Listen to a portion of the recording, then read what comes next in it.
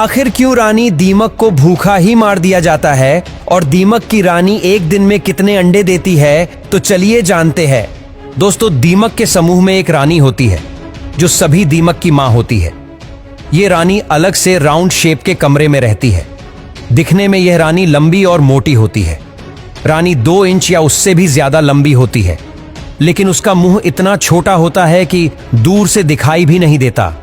जबकि दीमक का राजा कद में रानी से छोटा होता है और वह रानी के आसपास ही रहता है।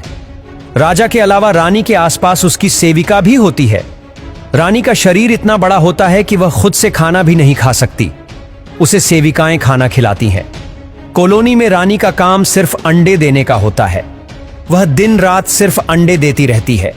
वैज्ञानिक के संशोधन के हिसाब से रानी दीमक 1 मिनट में 60 अंडे देती है, जिसका मतलब है कि 24 घंटे में 86,000 अंडे देती है।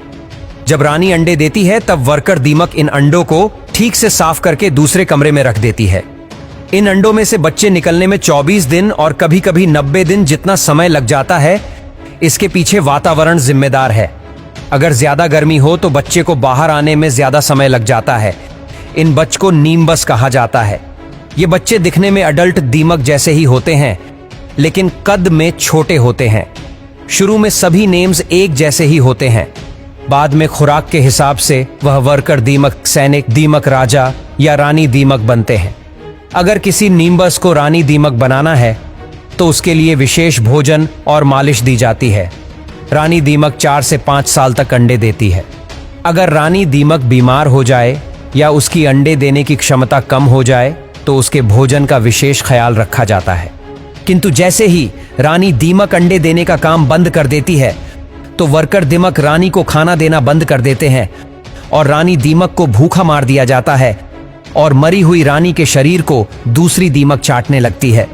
फिर कॉलोनी में से किसी दीमक को चुनकर उसे विशेष खुराक और मालिश देकर नई रानी बनाया जाता है। मतलब कि रानी दीमक जब तक अंडे देती है तब तक ही उसकी सेवा की जाती है।